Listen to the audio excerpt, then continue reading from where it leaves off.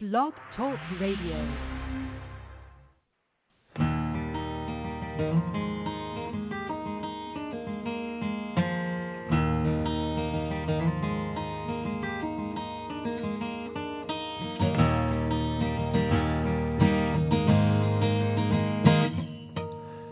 There were times I felt so alone, even though you were right next to me. There were times I could sense that you just didn't want to be with me. When you finally left on that long trip back home, I was stuck sitting on one side of the couch, left to sob there all alone. And I tried to breathe, and I tried to sleep all day, wishing that all this pain would just go away. And you knocked on the door right outside. It was a beautiful surprise. I didn't know where we should begin. All I know is that I fell in love all over again.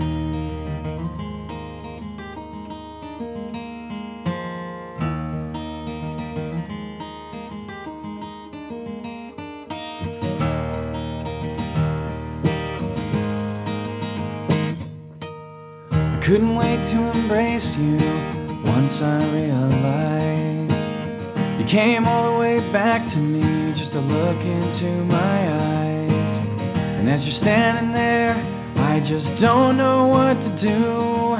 'Cause all I know is I have this chance just to wrap my arms around you. And now I'm free to breathe, and I can finally sleep at night. I'm hoping that you'll be there for the rest of my life. Because you knocked on the door right outside. You were a beautiful surprise. I didn't know where we should begin. 'Cause all I know is that I fell in love all over again.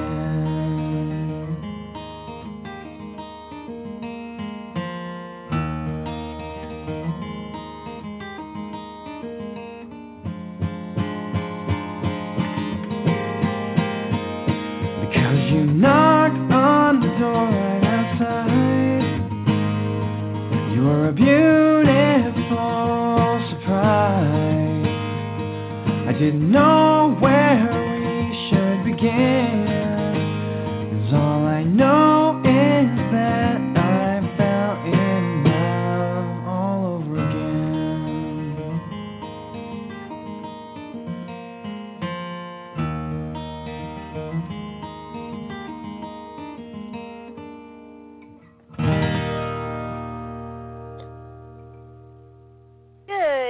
Ladies and gentlemen, this is a rainy Saturday night in South Florida. Yes, it is the beginning of our rainy season when the hurricanes fly and the winds blow. But this is Off the Chain. I'm your host, Yvonne Mason, and that was All Over Again, and it was written and sung by my guest tonight. And we'll talk about that song in a few minutes when we introduce our guest. But I just want to say that tonight's show is going to literally knock your socks off, ladies and gentlemen. Just in the past 5 minutes that my guest and I talked before the show, he had me in tears, I had him laughing, and I think we both are about speechless. And we hadn't even started the show yet, so this is going to be a wonderful, wonderful hour. This morning when I ran the numbers, I haven't even run the numbers for the podcast yet, but just on the show, ladies and gentlemen, y'all are amazing. You as the guest and as the listeners, we have reached 117,008 listeners just on the show. That doesn't include all the podcasts that this thing shows up on after the show, which is iTunes and YouTube and FM.com and TuneIn Radio, iHeartRadio, podcast.com, Podcast Garden, Spreaker, SoundCloud, some oddball ones that I don't even put it up on, someone else does. And we're soon going to be on Spotify. So when you combine all of those podcasts with the show, we are at approximately 150,000 listeners in over 200 countries. This show's not even 2 years old yet. And even with the weeks that I had to cancel the shows because of my husband's illness, y'all kept it going, and I am so grateful and so humbled that there's not enough words, and I am a wordsmith. However, that being said, there's two ways you can get on the show. One is by being a guest, and the other is by running an ad on the show. And in both ways, you contact me at offthechainradio@yahoo.com, and I will tell you how to make either or both of those things happen. The beautiful thing with running ads is I don't do it to get rich. I do it for $10 a month. No matter how many shows I run in that month, you will be on the show. And if I have to reschedule the show, I just roll you over. I'm not in it, like I said, to get rich or to take advantage. I want each one of you to succeed. And with that being said, I always start the show with these two ads because these two ladies have stood by me through thick and thin, and they are just absolutely marvelous. The first one is author Diane Moats. She has a series, and it's called the Sam Holden series, and the first in the series is Doggone. The second in the series is called Dogfight, and it goes like this. Wherever a helpless animal whimpers in the dark, and wherever the system fails to protect that animal, she'll be there, and she isn't giving up anytime soon, so you've been warned. When Sam Holden receives a tip about a brutal dog fighting ring, she embarks on some of her most dangerous acts of vigilantism yet. The monster known as the puppeteer circles Sam's world as she unknowingly circles his. While they chase each other, will Sam put those that she loves most in harm's way in order to break up the ring? With time running out and animals in need, the dangerous life Sam's created begins to eclipse any other life she could ever lead. Both of her books are on Kindle, ladies and gentlemen, so go online and look her up. Diane Moat with Dogfight and Doggone. Now, if you're into inspiration and improving your lifestyle and living the best possible life you can, you need to listen to Inside Your Life with CC, which is a motivational, passionate conversation. CC interviews people who are living their true purpose, whether it be a professional boxer, an author, or a history enthusiast. She strives to give you hope for a brighter day with her inspirational words. So download, subscribe, and listen as CC guides you to pursue your dreams and for you to live your best life. This wonderful show is available on podcast.com, iTunes, Google Play, and everywhere podcasts are available. Now that we've got the business of the day out of the way, I have to tell you about this amazing, if I could adopt him, I would. He's simply an amazing young man. His name is Phillip Broussard, and he discovered his passion early in life. When his father brought home a guitar, his father's original intention was to play the guitar himself, but soon young Phillip was found picking up the guitar when he didn't think anybody was watching. What started as just a few chords ignited the desire to want to share his newfound passion with the world. Born and raised in Washington State, love that state, is so beautiful. Phillip grew up under the influence of several artists that his father idolized, including some of my favorites, Pink Floyd, James Taylor, Jimi Hendrix, and the one and only Eric Clapton. I think I've got everything that man has ever written, sang, produced. However, sadly, tragedy struck at 18 years old when Philip's father and grandfather and uncle all passed away within 6 months of each other. So Philip enlisted in the Navy in an attempt to quell his grief. Early on in his naval career, someone handed Philip a copy of John Mayer's CD, Room for Squares. This album reignited his passion for the guitar after a hiatus due to the loss of all those family members. And I can relate to multiple deaths in a short time. Y'all know. Y'all have been with me long enough. In 2007, Phillip deployed in support of Operation Iraqi Freedom and Enduring Freedom, and during this time he refined his guitar skills. See, ladies and gentlemen, not only is this young man a wonderful songwriter, musician, and performer, he's also one of our wonderful, wonderful veterans. What a day for him to come on this show this weekend when we honor our fallen.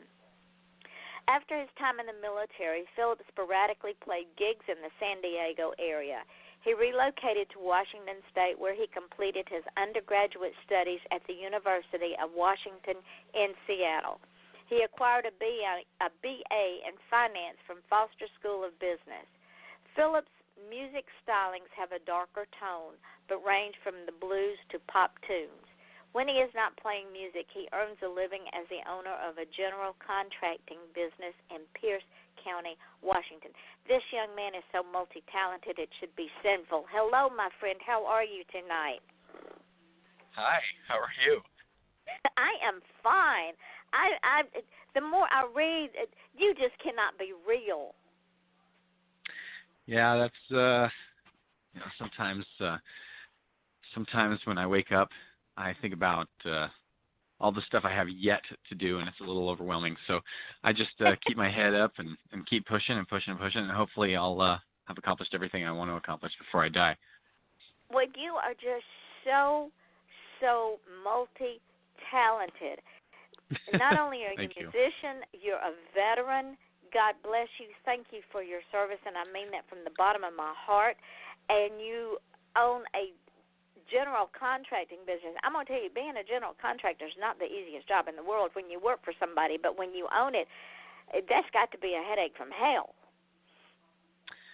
Yeah, there's times it's a little overwhelming. I have, at times I've had 12 employees. At times I've had 2, and I'm back up to 6 now. And our workload's increasing. We just won a large contract too. So, on the outside of music, sometimes my day job can be a little overwhelming. But you can only eat an elephant one bite at a time. So you just take your challenges as they come, and you take your challenges as they come, and the best thing is to, when you wake up in the morning, is to make your bed and drink a glass of water. You've accomplished 2 things. You've accomplished the task of making your bed, which you'll feel better when you walk in and climb into the bed when you go to bed later that night. And when you drink that glass of water, you've been sleeping for 8 hours, 6 hours, whatever, however long people sleep.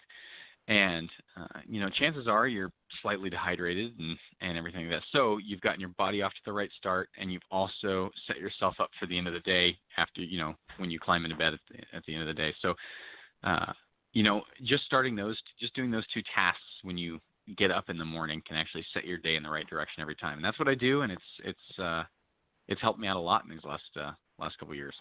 How in the world, my young friend, did you become so wise so young? Well, I had a lot of great teachers. I don't know if wisdom is I don't know. I've had a lot of great teachers, especially in the military. So, a lot of them had, I think, a pool of the secrets to life, and I don't know. I try to listen more than I talk, I suppose. See, again, ladies and gentlemen, if some older people would learn that tidbit of wisdom, the more I talk to this young man, the more wisdom just pours out of him like a open spigot. If some older people would learn that tidbit of wisdom, you only have one mouth for a reason. You have 2 ears for a reason. 2 ears to listen doubly well, and one mouth so you don't talk so much.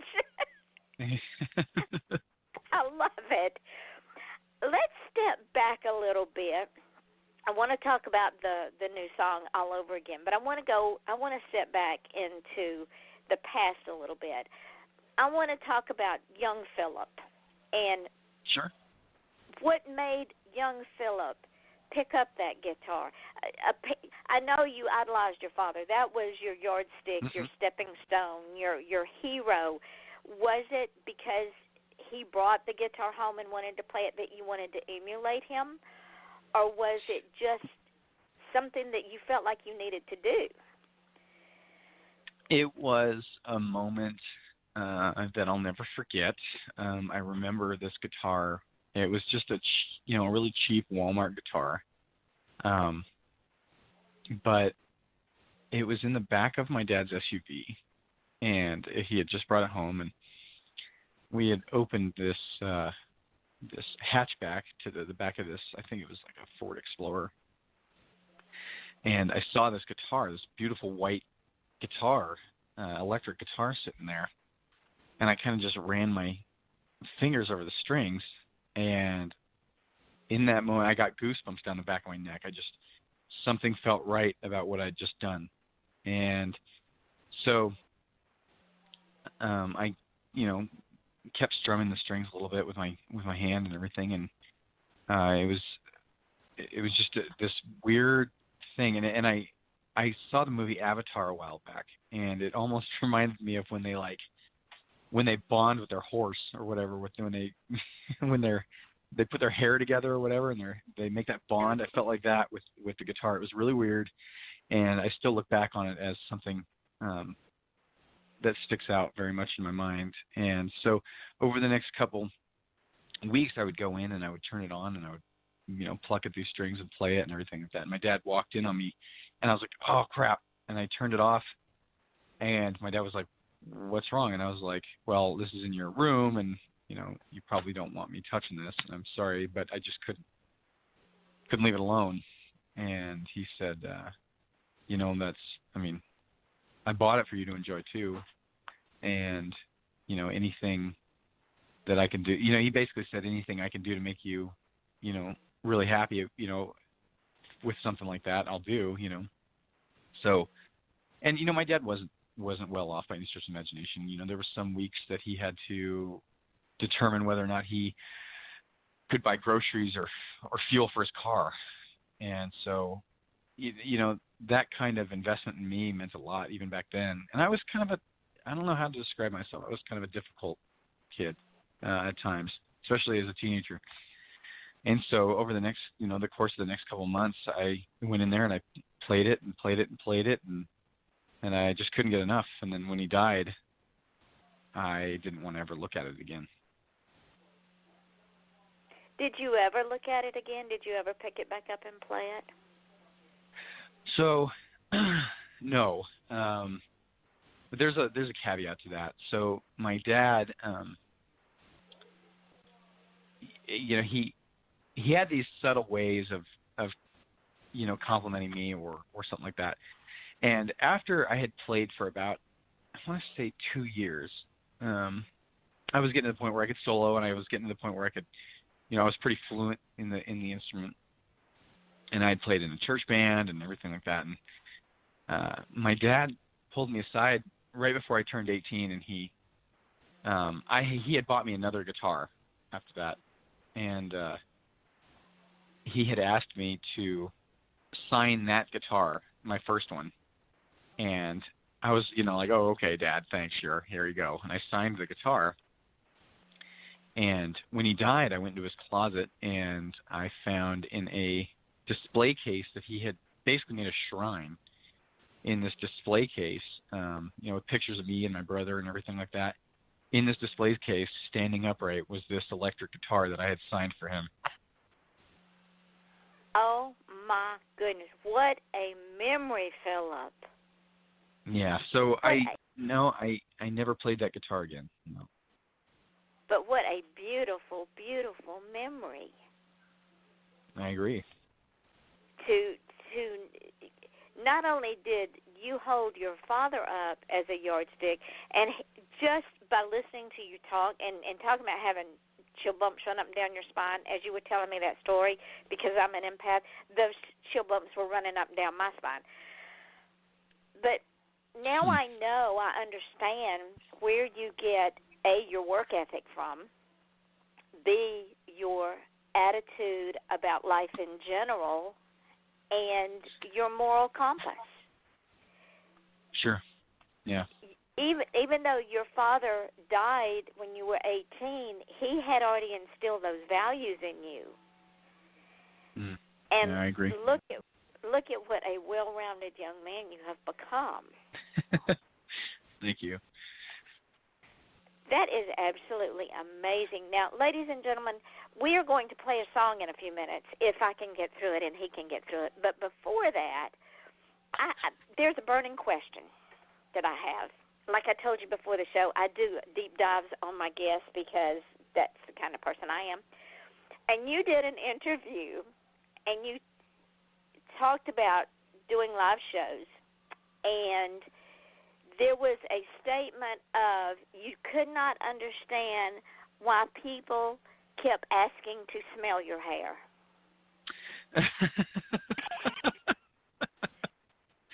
Yeah, that was an odd one. Okay, tell me that story. It was pretty simple. I got done with this show, and I was, shaking hands with some people, and there was a girl that came up, and she asked me if she could smell my hair. And I thought it was an unreasonable request. So I just politely declined, and I felt kind of bad for having to tell her no, but I asked her, I was like, why do you want to smell my hair? And she's like, I don't know. I just really want to know what your hair smells like. So, I can't fault her because there's been plenty of times, I don't know. There's been probably plenty of weird thoughts that go through my head. But that was probably the oddest request I've gotten at a show. That is odd. That's almost as bad as women throwing their underwear up on the stage. I'm going, okay, why would she? Yeah. Why would she want to smell his hair? She's in the audience, for crying out loud. Yeah. Is it no. pompadour? Do you wear pomade in it? I do, and in fact, if whoever she is listening, I wear Axe Clean Cut Look Axe Styling Pomade. So if you just smell there that, you go. You'll know what my hair smells like. See, that's what the fragrance of the pomade emanated across the stage, down into the audience. She had super sensitive smelling senses, and it just destroyed her. Maybe that's true. That's scary. Yeah, now you're going to have to get a bodyguard, right? Yeah, eventually, probably true. Yeah. Now, you and I talked briefly before we went live about being indie artist in this cutthroat business of music and writing, and the fact that it has been difficult to break that door down to get out there, to be heard, to be read. When you started recording and you started performing and you started selling your music, how difficult was it for you, and do you still find that people want you to give your craft away because you're not one of the big six? Well, it's I will say that music has shifted away from something that is enjoyed to something that is consumed. So, and I'll give what I think is a good example of that. Charlie Puth came out with the song "Attention" a while back. It's a great song, and I listen to it often. And I was asking somebody about it that actually told me about that song originally, and she said, "Who cares? I heard that that came out like 8 months ago." And I was like, "Yeah, but you can listen to it more often than just once or twice a couple months ago after it comes out." And she goes, who cares? What? And I was like, yeah. And I said, wow, like a song is meant to be, when you hear a song, it's like reading a book. It goes in your ear and it becomes a part of you. And, it finds its way through your veins and it wraps one of its, it creates like a new heartstring. Yeah. Exactly. It creates a new heartstring. And then, so that's, I still have music that I was born in 51, so you know what I grew up listening to. I grew up listening to bebop and to big bands and to Elvis and to the Temptations and to Lefty Frizzell and all of those old artists. I still have their music and I still listen to it. Yep. I listen to Elvis routinely, actually. I know how you feel. It's like looking at a beautiful piece of artwork that was created in the 16th, 17th century. Just because you saw it once doesn't mean that it's lost its luster. You're preaching to the choir here. Oh, Lord, what is wrong with these young people? Have they lost their mind? We are a throwaway society. We throw away our children, we throw away our books, we throw away our lives, and we throw away our music. Sad, isn't it? Oh, my word. So I guess that if you were in concert more than once, she would only come see you one time because, she'd already heard you once. She was done with you? Probably. Oh, well, who needs her? You grow up. You don't need that kind of fair weather friend. We call it a sunshine friend. As long as the sun is shining, they're your friend. Right. Let me ask you a question. Since it is a holiday weekend and since we are honoring those who have fallen through the many wars, and I don't want you to go beyond the scope of what you're comfortable with, but you were deployed right at the beginning of the aftermath of 9/11.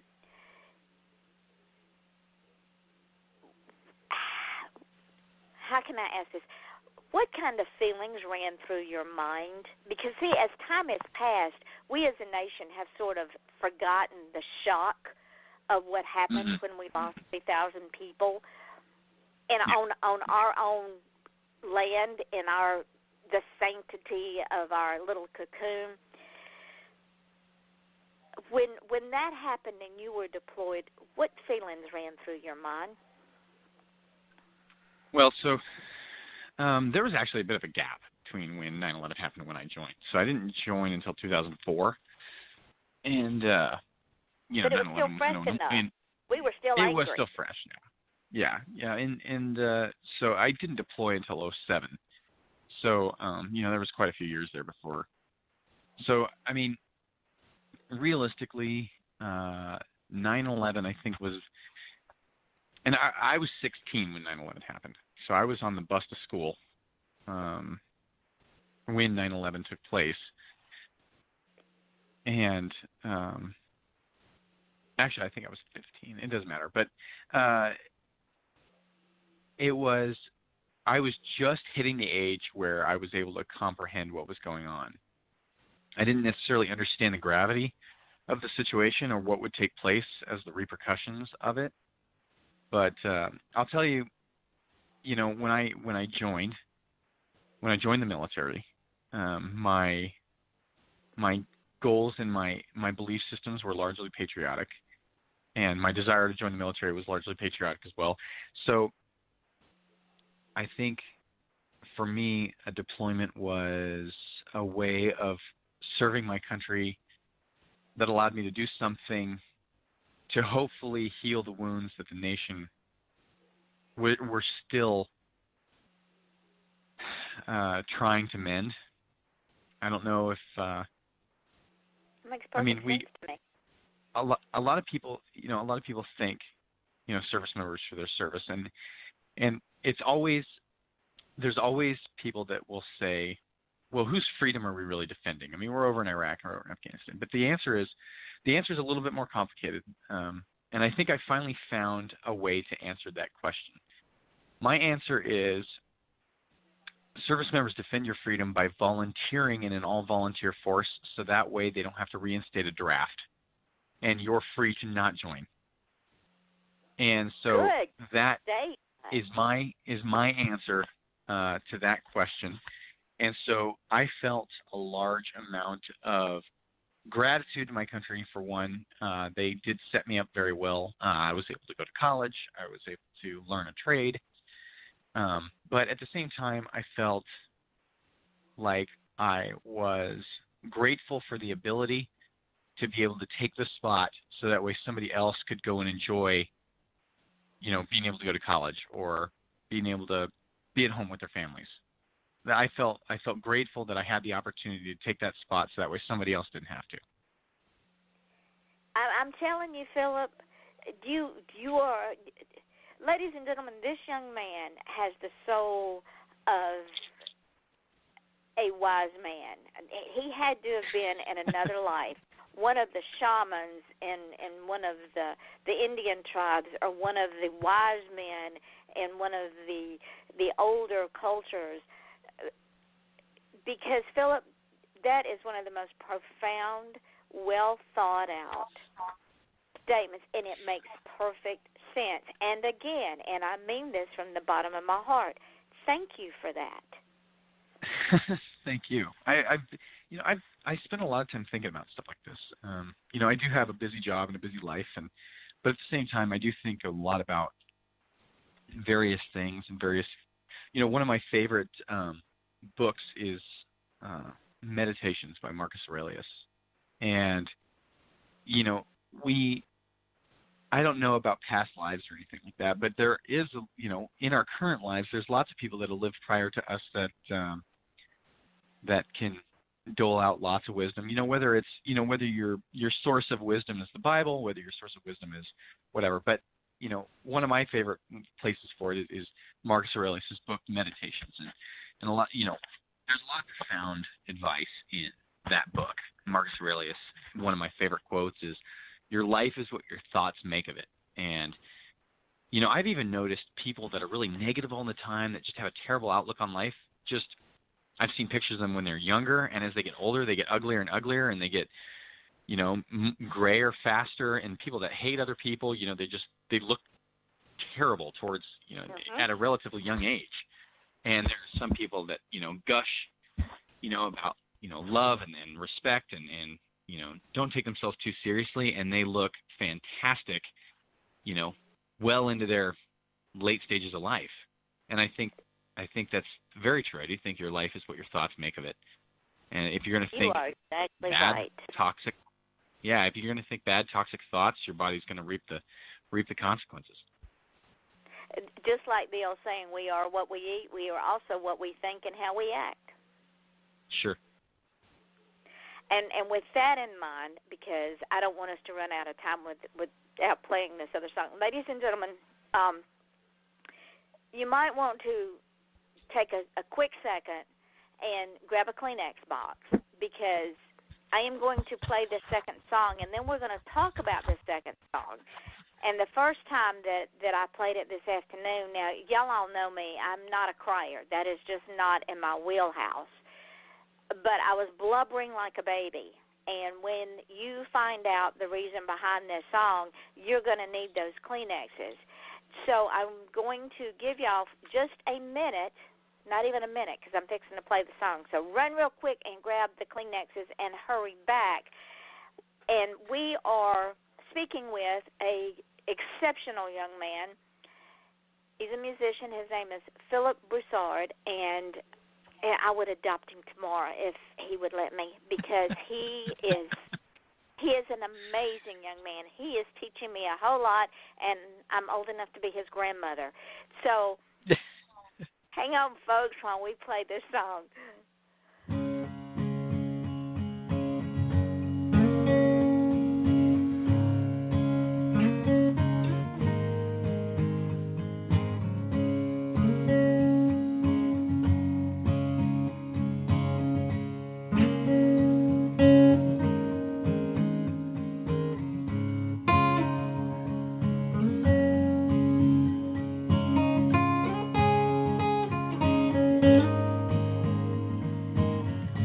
Say that the blink of an eye in heaven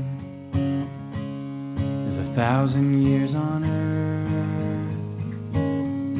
It feels like 1,000 years since you left this place, and I'd do anything just to see your face again.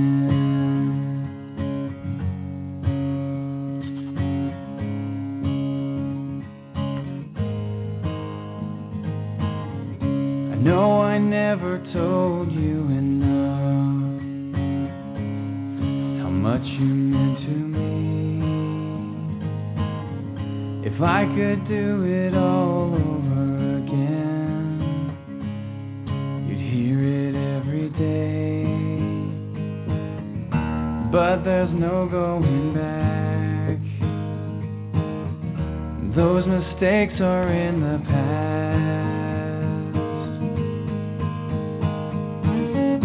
How many times could I have said that you're my best friend? How many days could I have spent getting you to comprehend? This life is going to end, and I'd be without you, my friend. This isn't fair.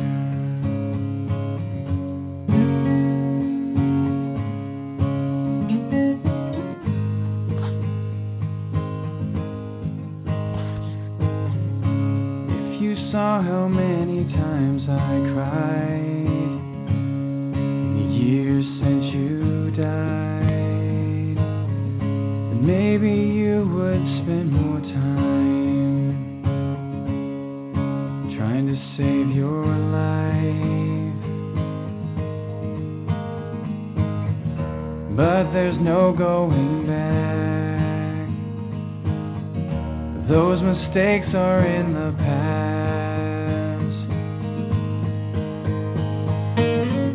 How many times could I have said that you're my best friend?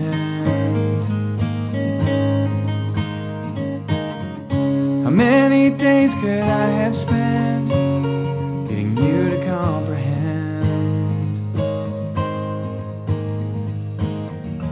that this life is gonna end,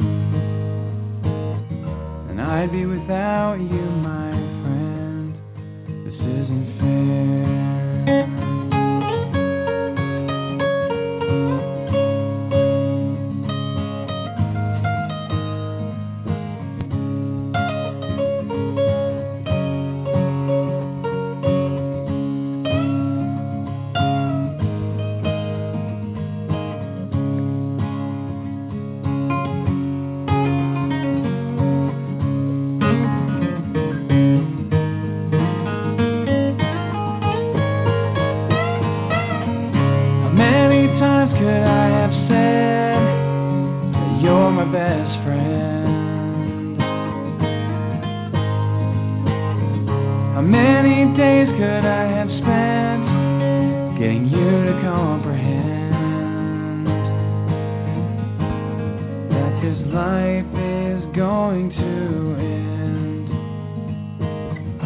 I'd be without you, my friend. This isn't fair.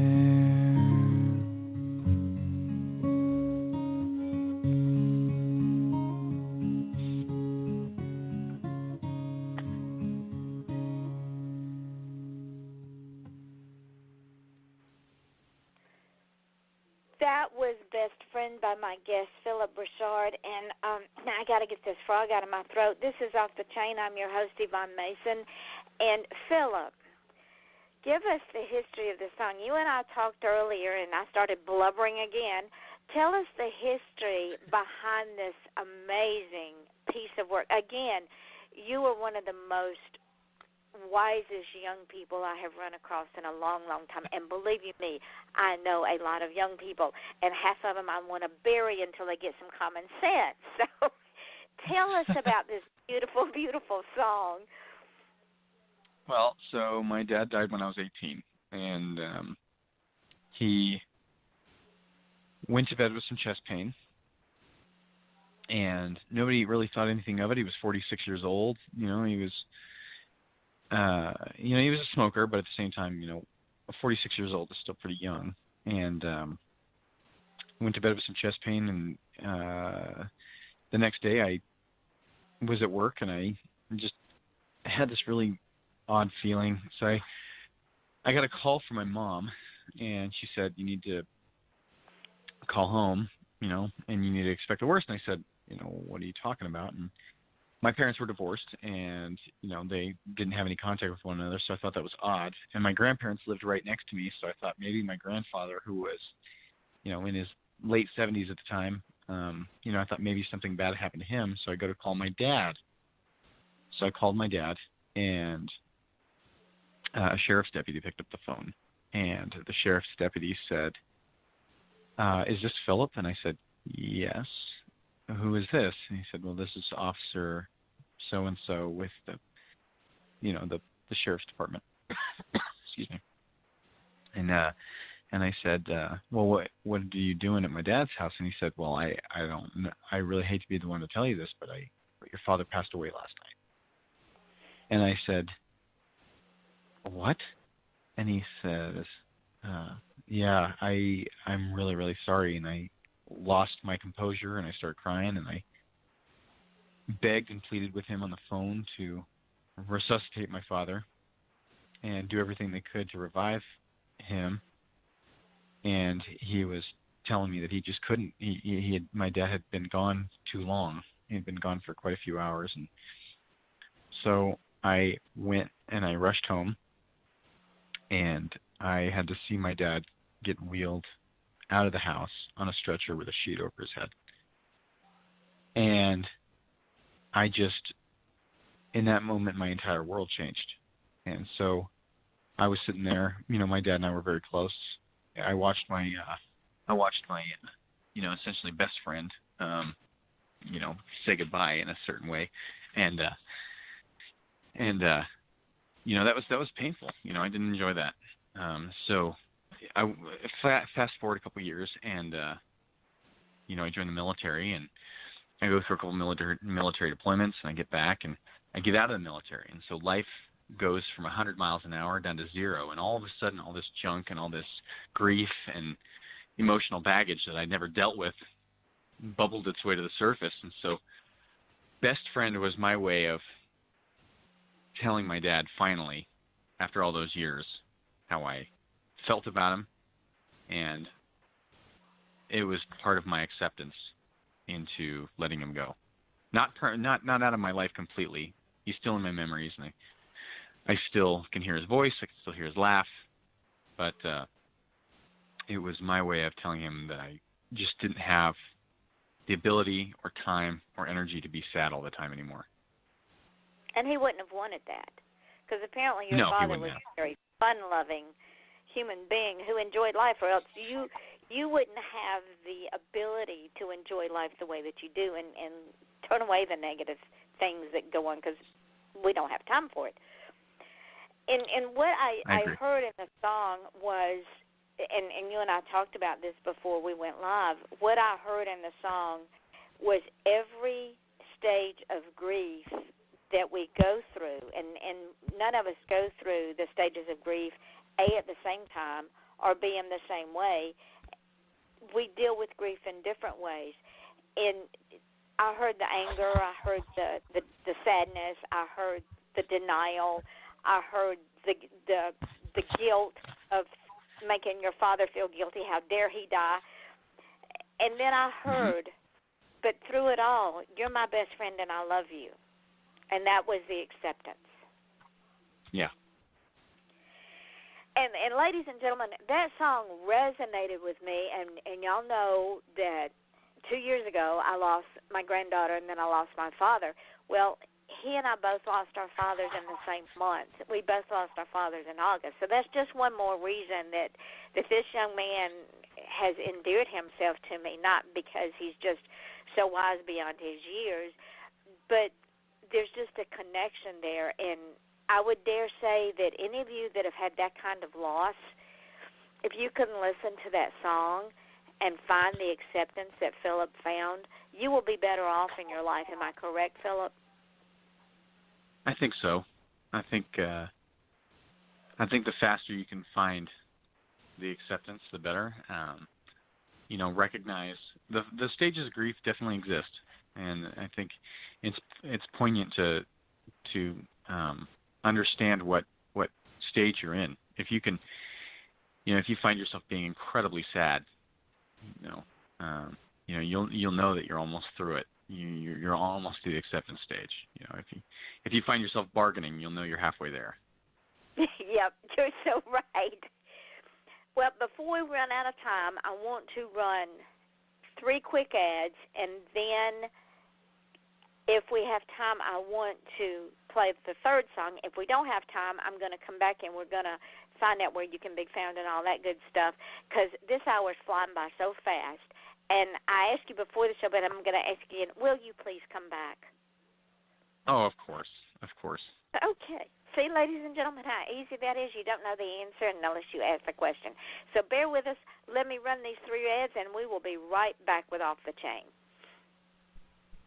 Do you have cougars on your porch swing? Are horses your new best friend?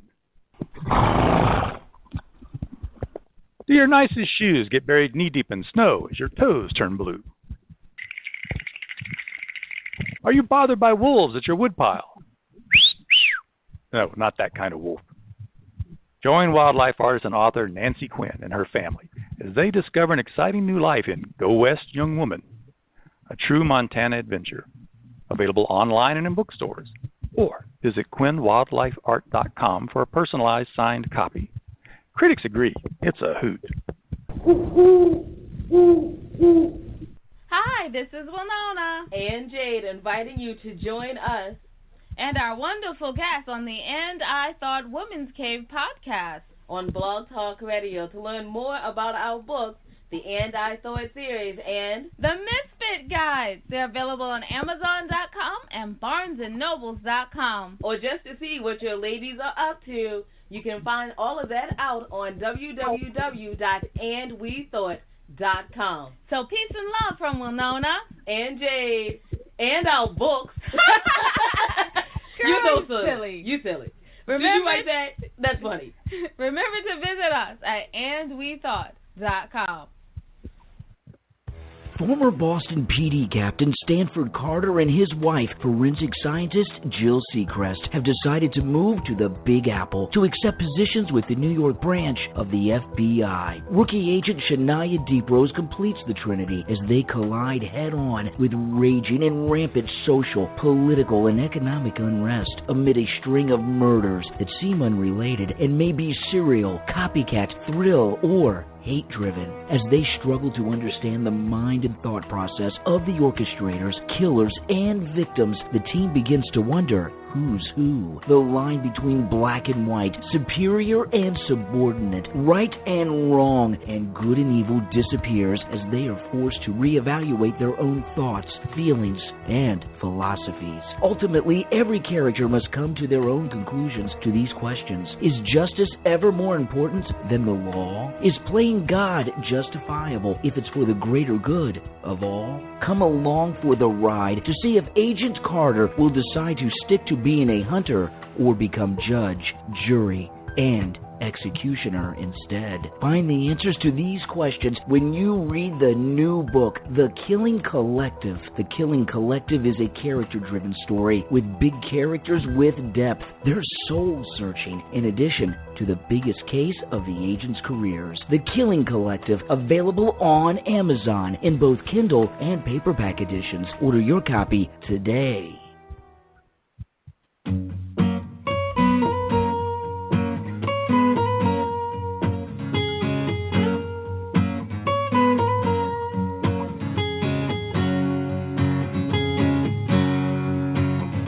Ever since we met,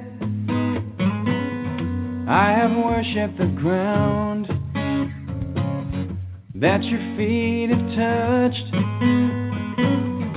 just to be pushed around. I should know by now you're not here to stay. It's something I can't get past, and it's killing me. I just wanna believe you'd be there for me. 'Cause one day I hope you'll see what your love's doing to me. every day as you inch farther away, 'cause I don't know what to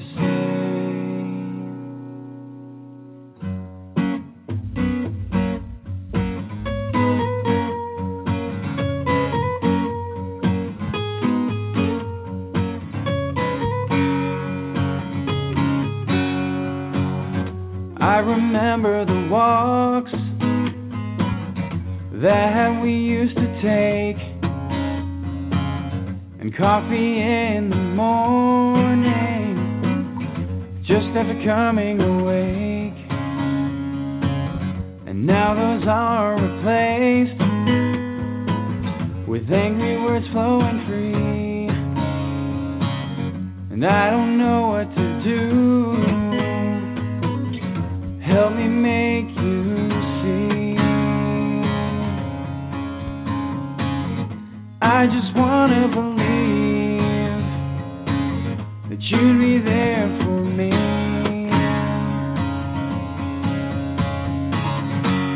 'Cause one day I hope you'll see what your love's doing to me. It's worse every day as you inch farther away, 'cause I don't know what to say. I have nowhere to go where I won't think about you every day. 'Cause one day I hope you'll see what your love's doing to me. It's worse every day as you inch farther away, 'cause I don't know what to say.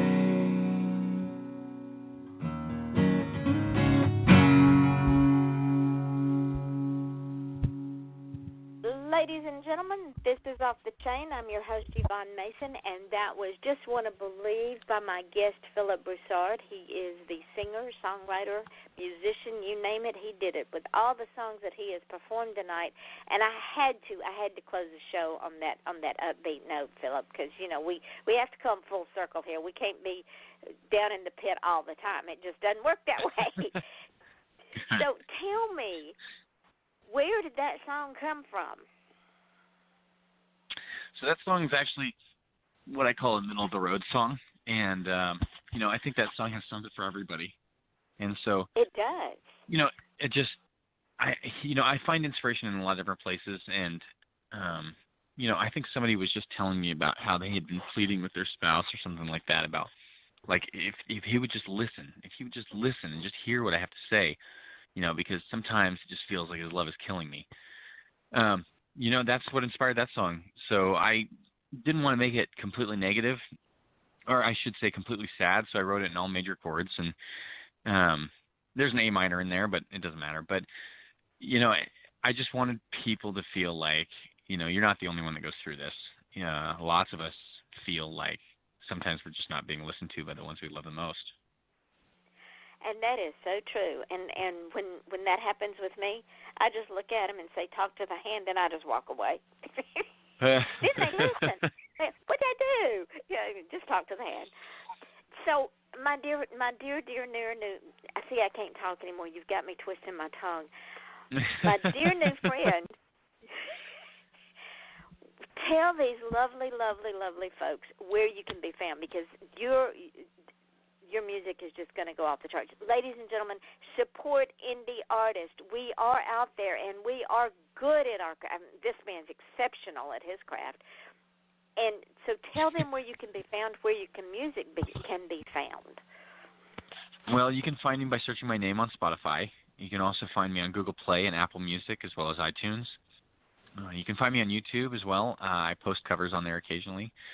But, you know, if you ever just want to reach out, you can find me on Facebook. My name is spelled Phillip,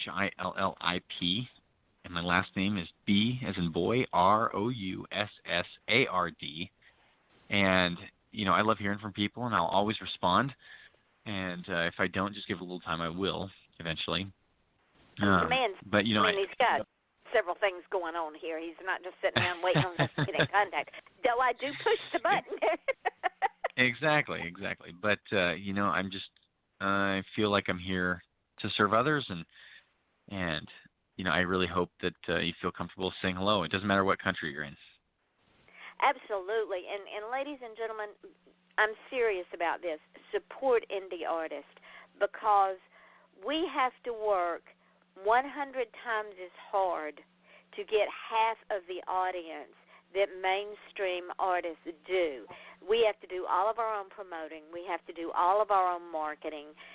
We have to do things that someone in the big six, as they call it, doesn't have to do, because they have other people doing it for them. I happen to be involved with Michael Stover, who manages the PR for Phillip and the other two guests I had this week. And I'm going to tell you, when Michael contacted me and said, would you, and I jumped on it, God, he is such a godsend, because all three of y'all, you and the other two guys I had, are such blessings, and you just rounded out the week. Well, thank you very much. I really appreciate that. It means a lot, and it was an honor and a privilege to be on your show. Well, and you will be with if you don't mind, I want you to be a regular on the show. You've got a new album coming out. We didn't even get to that. Well, my album Wavelength came out last year. I'm going to probably promote one more song off that album before I release any new tracks. Sweet. So, new Wavelength, ladies and gentlemen. Y'all have to get the album. Now, can they get it in CD form, or is it all download? It's all download currently. I'm working on putting my store online with vinyl, and probably not CDs. CDs don't sell very well anymore. So probably vinyl. Did I hear that word, vinyl? Yes, vinyl sells better than CDs, but that's because most people just download all the music. All right, this is. I'm asking no, ladies and gentlemen, you can't do this. I'm asking a very big favor. When you get the vinyl out, would you please let me know, and I will send you the money, and if you will sign the cover for me. Oh, absolutely. I'd be more than happy. Thank you. See, ladies, you don't know the answer to the question until you ask the question. Yes, you too can get a signed cover, but you've got to pay attention, because he's going to start coming on the show, and hopefully he'll launch the vinyl on the show. Wouldn't that be cool? That would be so cool. That would be awesome. Okay. All right, we have a date, young man. We have a date. Okay. Now, don't hang up when the show goes dark, because there's some things I want to tell you. But I do want to say thank you so much for spending an hour with me and taking that very valuable time out of a piece of your life. It's an honor and a privilege, and I hope you have had as much fun as I have had doing this hour. Oh, I did. Yeah, the honor was all mine. I mean that. So, ladies and gentlemen, y'all know that at the end of every show, there's a couple of things I say, and one of them is this. People will forget what you look like. They'll forget your name. They'll even forget what you're wearing, but they will never, ever, ever forget how you have made them feel. And it is my desire, my drive, my passion that everyone that leaves this show, whether listener or guest, they are the most important person in the room, because you are, ladies and gentlemen. You are the most important. I don't care if it's one listener, 20 listeners, 1,000 listeners. I don't care if it's one guest or two guests. You each are the most important person in the room. It's like I used to tell my children, I love the oldest one because he was the oldest. I love the middle one the best because she was the middle one. I love the youngest one the best because she was the youngest. So you are all loved and appreciated because you are unique. And remember this, if you want to achieve greatness, stop asking permission, because there is nobody out there that will give it to you. Just go out and take your journey. And if you have to take a detour, because the journey is the fun. It's not the destination. Join us again tomorrow night, Lord willing, if my guest is able to come, at 8 o'clock Eastern Daylight Time. Deborah Simpson is supposed to be with me. I've not heard from her yet, but I will ask. Until then, this is Yvonne Mason with Off the Chain, and my guest, musician, songwriter, all-around great guy, Phillip Broussard. And we wish you all a wonderful, wonderful holiday weekend if you're in the States. And To all of the fallen and the families of the fallen, we thank them for their sacrifice. And with that, ladies and gentlemen, we say good evening.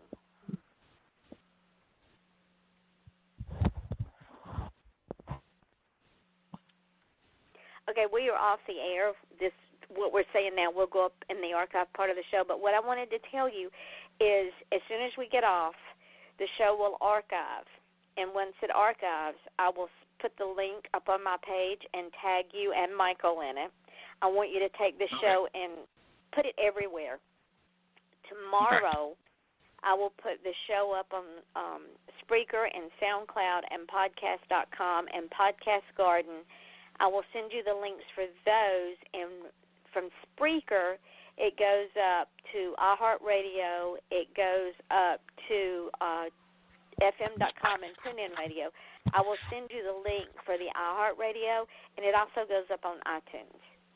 So my gift to you is take all those podcasts and share them with everybody and their brother, and have your friends share them. Because the more you get the podcast out there, the more you're going to be heard in places you've never been heard before. Okay, sounds good. And you're gonna see your music sell like crazy. Yeah, I hope so. It's going to. I'm telling you, it's going to. The Diane Mote that I read her ad, she had #1 bestsellers in the country of Australia, and it was from the ads that I run for her on this show. Wow. Yeah. So yeah, sweetheart, this show it does things for my guests that are beyond the imagination. So revel in it. I'm enjoy grateful. it. And I am so grateful for you. I'm grateful for your service, and I am grateful and appreciative that you took an hour out. And I'm going to get with Michael and have him send me some more songs, and we'll set up some more dates so that you can be a regular on the show if you want to, and come every 3 or 4 months and play your music, and let's get some more out there. I'd love that. Yeah, the honor's mine. Thank you, sweetheart, and we will talk later. Thank you so much. Thank you. Sounds good. Okay, Thank you. honey. Good night. Bye now.